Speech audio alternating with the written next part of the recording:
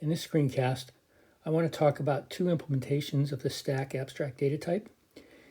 Just to remind you what that is, that's the last in, first out data structure. And the idea behind this data structure is to optimize the push and the pop operation. So have constant time operations for adding things to the stack and removing things from the stack.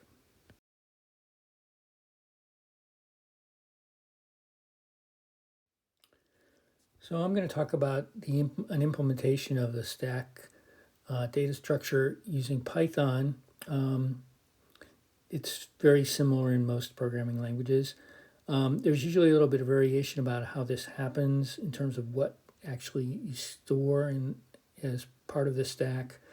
For instance, in this particular example that I'm going to do, we're going to store a capacity for the stack and the number of items currently in the stack. Since we're using Python and we want to do the array-based stack implementation, we need to restrict the size of the stack. And you can do that in Python using a statement like this. I'm not going to spend any time on Python in this screencast. That's for another time. So here's what the array-based implementation looks like conceptually.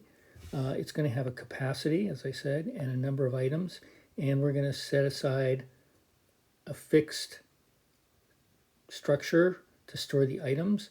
And in this particular case, it's going to have room for 7 items. This is what the stack would look like if there were 3 items on the stack. And in this case, we'll just write the letters A, F, and C to represent what's there. Notice there are other methods or operations that the stack supports.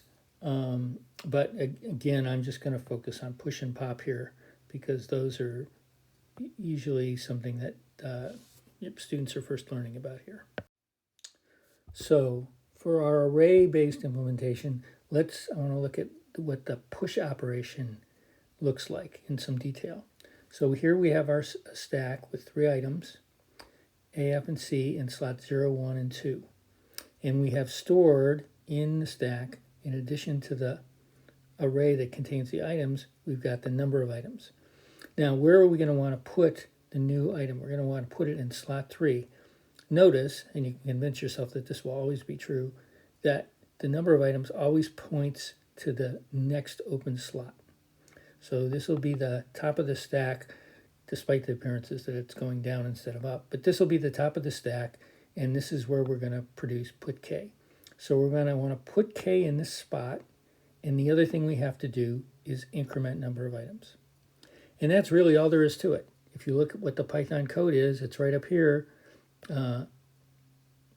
Put K into the slot 3, and then increment the number of items. And you get a picture that looks like this. Now let's look at the operation pop. Again, we'll start with the same stack that we've been working with. 3 items, A, F, and C in slots 0, 1, and 2. And we're going to want to pop it up. So that means we're going to want to take the C off and return it. And then we're going to want to decrement the number of items. So see if you can write that Python code and stop the screencast here for a second and try to do that yourself. So my writing is a little hard to read, but basically all you do is decrement the number of items so that now the number is 2, then return the value that's in the second position of my stack, and you're done. So that's all there is to it. On this slide, I want to talk about the linked list implementation of a stack. So here's the picture of it. These are each referred to as nodes, and in each node, we're going to store a reference to the data and a reference to next. Remember in Python, whenever you give something a name, basically, for a variable, or it basically is a reference. So here, I'm going to make it explicit for these particular nodes.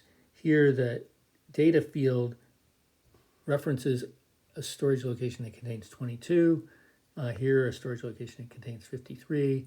For this node, a storage location that contains 18. Now that really doesn't make much difference. You can think about the 22, 53, and 18 being there conceptually, but just wanted to make sure that everybody sort of understood that underneath the covers, things are a little bit more complex. But in fact, they're not going to make too much difference to what we're going to talk about here. All right, so the My Stack itself contains two fields, a size, which is 3, and a top, which references this node, the node that references 22. That's going to be the top of the stack. So now think about what you have to do in order to push a new node on. So conceptually, what you're going to want to do is you're going to want to create, you're going to want to create a new node down here. And let's suppose that we want to push 46 onto the stack. So we're going to have a reference to 46 in the data field. And we're going to have to do something to link this node into the stack. Now, in order to think about the implementation, think about what you want, how you want things to look after you've pushed the 46. After you've pushed the 46, you're going to want to have a reference from there to there, and you're going to need a reference from 46, the node that contains 46, to the node that contains 22.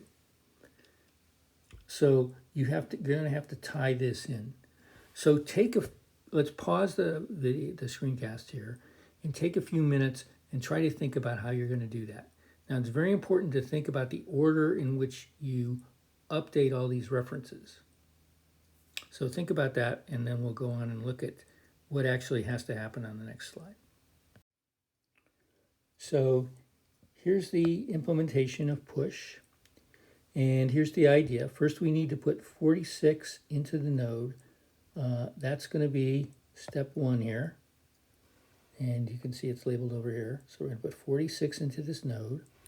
And then the next thing we have to do is we need to set up temp. So this is temp, remember. We need to set up temp so its next field points or references the node that contains 22. So how do we do that? Well, we set temp next, that's this, to be the same as what's in my stack top. So that's this. So that's step 2. And then step 3 is to update the size of the stack. And then finally make the top of the stack point to the temp. So that's the third main step. It's as simple as that. You just need to be careful in terms of the order in which you're doing things. You don't want to put the reference to this temp, this new node here, in here before you've updated this next field. That's why it's good to draw a picture of this to make sure that you do things in the right order. If you do them the other order, then you're going to leave the rest of this list dangling with not connected to the top. So now pause the video, take a few seconds or a few minutes to think about how you do a pop. Again, take this original list, forget that we added 46 to it, and just kind of think about what do you need to do in order to remove the 22, this node, and return it. So when you call pop, you want to remove this from the list and you want to return the 22. So again, pause the video and try to think that through before you go on to the next slide. So hopefully you had a time to think about that. And basically this is the picture of what needs to happen. The first thing to do is store the data value that you need from the current stack, the data value that's at the top of the stack. So that's 22. So we're going to store that away in temp. So that's just temp equals mystack.top.data.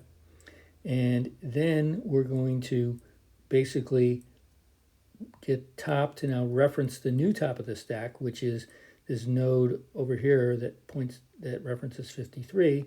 So this will be the second stage. Okay, then we just reduce the size of the stack by 1 and return temp. That's pretty straightforward, I hope. Again, it's important to look at the picture, I think, in terms of making sure you do everything in the right order, so you don't lose some data that you need by disconnecting it out of the linked list that you're going to need later. So hopefully this was helpful, and hopefully you have a good feel now for what the two major operations for a stack need to be for the two implementations of array-based implementation and a linked list implementation.